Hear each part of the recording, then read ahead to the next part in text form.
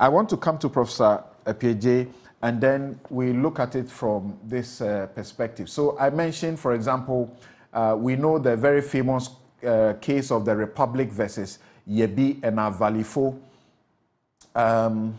In 2000, the Supreme Court had to be invited into this matter where Obeda Samoa, chairman of the NDC, you know, was in a situation keeping 100 is it million?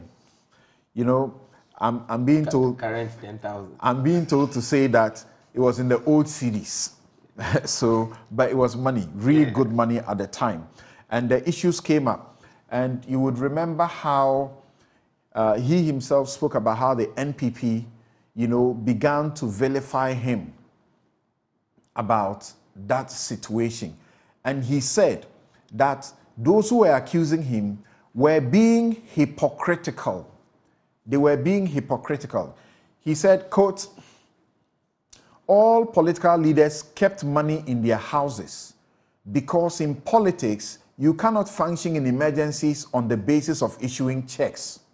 It is hypocritical for any official of any political party to hold a holier-than-thou attitude. That's to tell you, this is not exactly new.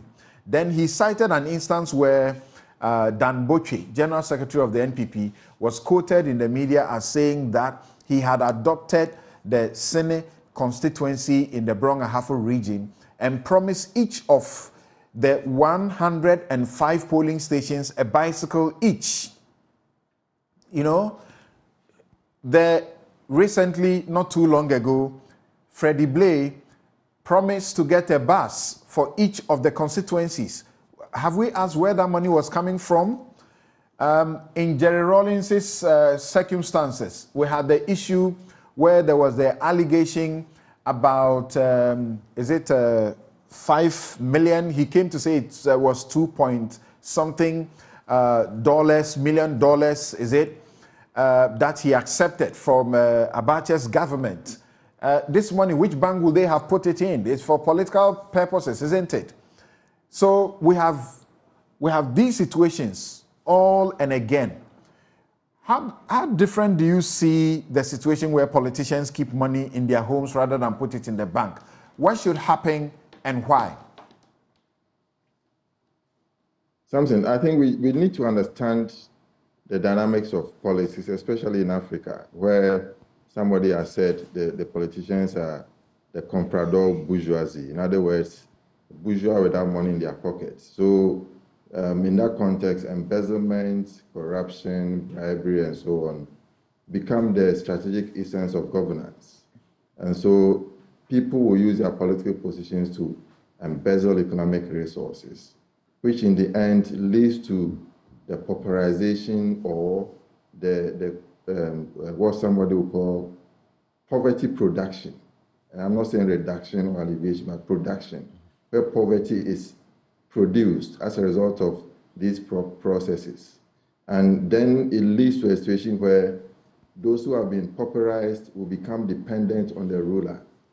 And that leads to what the politicians or political scientists will call a neo-patrimonial society, where we are trying to promote a system of governance based on whether the parliamentary style or the presidential style and so on. But still embedded in that are some local monarchical practices which tend to create the impression that the president, the ministers, and so on need to be placed at a higher pedestal. And they are entitled to have some amount of money to which they then dish out to the people when they kowtow to them. So this kind of mentality has reigned and plagued our democracy. And that is where I think we should look at as a basis for looking at this matter. Now, you rightly said that Dr. Obeda Samoa tried to justify the practice, saying that they need money and you can always go to the bank and so on and so forth. And then he also referred to Dr. K. Buzia, that during his time, that also happened when he also had some money stolen from his bedroom or his house. And so he tried to justify that. It is not unusual practice. That should then lead us to ask the question, how do we fund our politics? So that the way we fund the political system and the practices will determine how we end up being able to cure this defect which is plaguing the political system. So CDD has done a very good job on that. Of course, you talked about how much people need to fund political activities. And even more recently, the majority leader in parliament said that you need about $4 million or so to organize and execute a political campaign for the office of a president. So the question is, how do we get this money? And we're supposed to have laws which are supposed to regulate campaign financing. To me, that is where the problem is. That is where it starts from.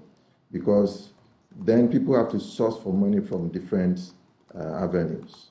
And mind you, we are getting close to the political heat coming to the boil because next year we have elections. And already this year, primaries are being held for both presidential positions and parliamentary positions. So that needs to be settled by the end of the year for both parties. And then the real elections or the real deal starts next year.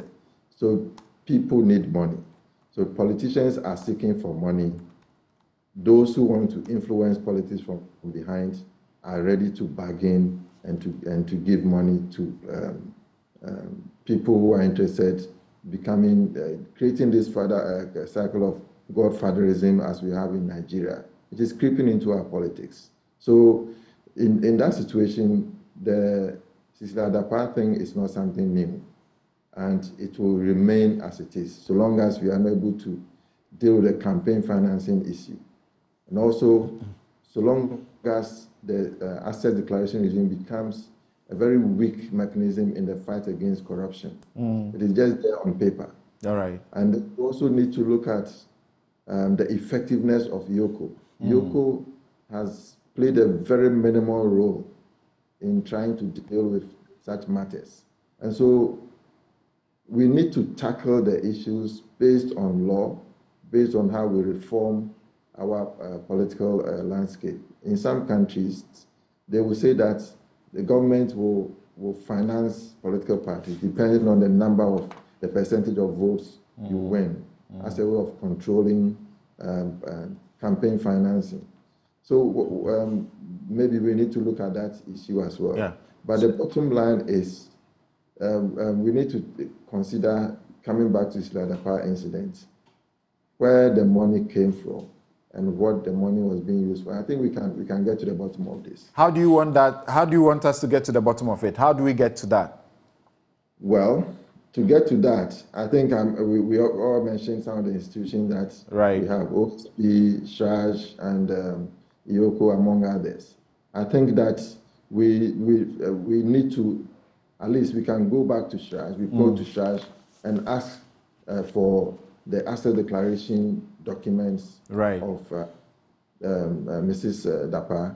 That will clearly tell us what she brought into politics and how much she has earned as a politician. Right. And the GRA, the Ghana Revenue Authority, should also be telling us if she has been filing her tax returns, where the disclosures of her incomes anywhere near these figures. That would be important to ask. That is if she has been filing. Now, if they were close to that, we want to know, was tax assessed and how much was the tax assessed? If some people too were complicit at the GRA, we should want to know. If she took this money from bank, which bank was it? Or took some of it from a bank, which bank was it? The officers of the bank, they had an obligation to alert the FIC about suspicious money. Did they do that? If they didn't do that, this bank too should also come in for some question, isn't it? If tax was not paid on this exact amount, GRA has a right to ask that the money that was not assessed, there should be an additional assessment so that she will pay. Which particular, tax office has been handling her file? It's very easy to know. The president can quickly ask of these things and they will be done. And she's obviously a high net worth individual for tax purposes. So obviously it will be handled in that unit of the GRA. The undisclosed or underreported income and the unpaid taxes. We need the money. If the money is genuine money, we need all the taxes paid on it. Now let me...